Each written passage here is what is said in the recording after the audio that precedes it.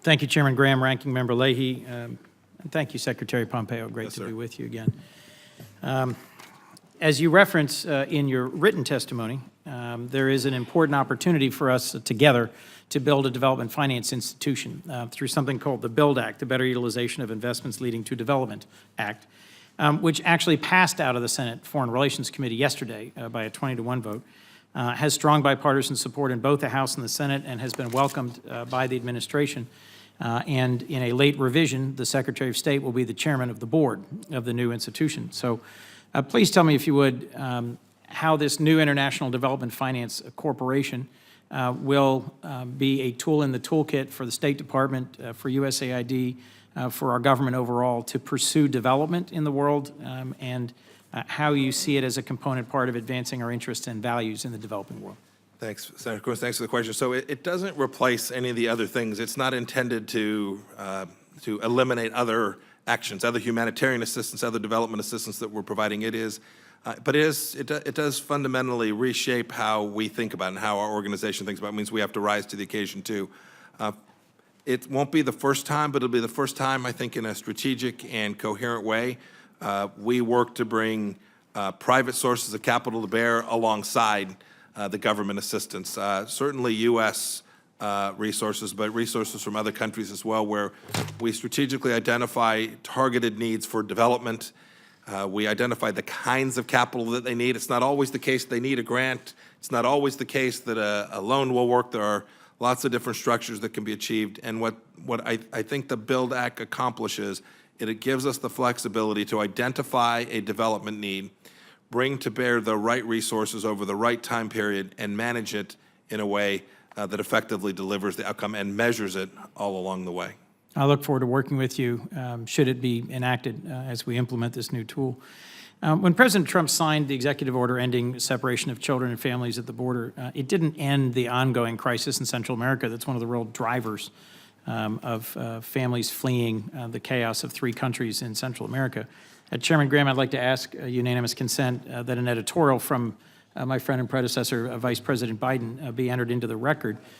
As the former Vice President lays out, unless we address the root causes of migration from Central America, any solutions focused solely on border protection and immigration enforcement will most likely be insufficient. And repeatedly, the administration has proposed slashing aid to Central America. It's fallen nearly 20%, from $750 million in 2016 to just over $600 million this year. Do you agree, Mr. Secretary, that a renewed focus on the Northern Triangle countries of Central America, which together represent the overwhelming number of migrants seeking to cross our southern border, is necessary to address this problem? And will next year's budget reflect that increased priority? And when the Vice President travels to Guatemala this week, does he plan to revive diplomatic and aid efforts to support the U.S. strategy for engagement in Central America? The answer to your second question is yes. The answer to your first question, and I think Senator Lankford asked a similar question. I don't think the region's been lacking for American financial support. I think we've provided an awful lot of financial support to them over the past years, well-intended, and I'm sure some of it effective.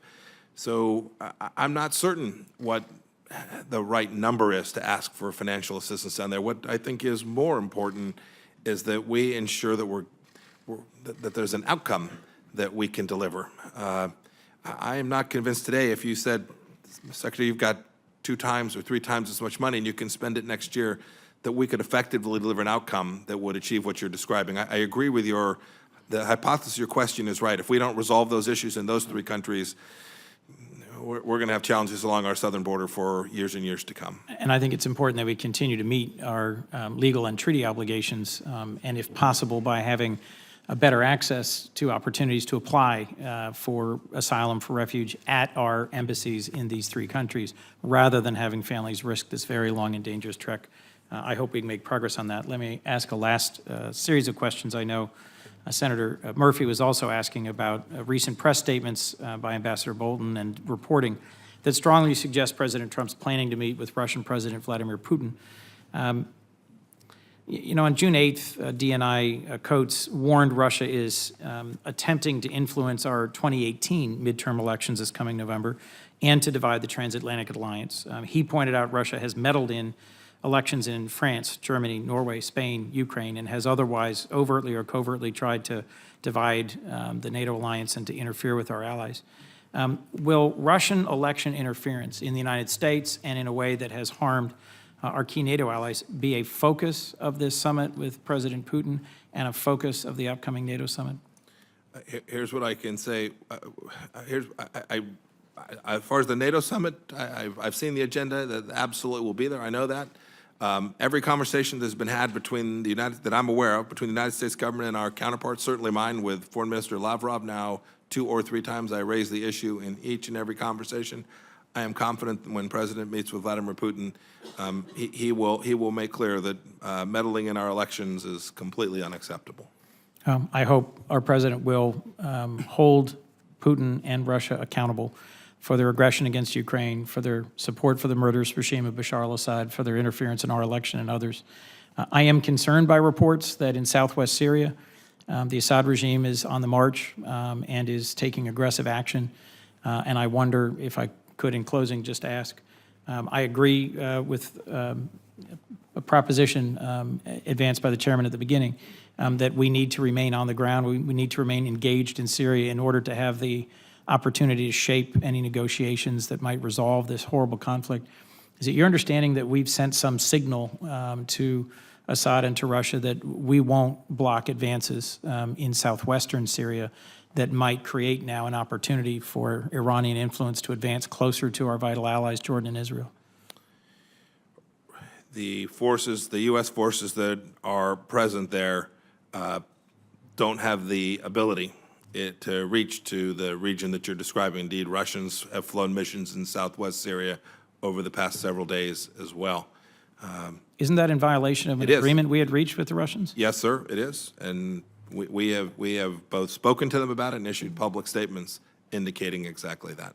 That would seem to me an important agenda item for an upcoming summit, both with our vital NATO allies and, if there were to be one, with the President of the Russian Republic. Thank you.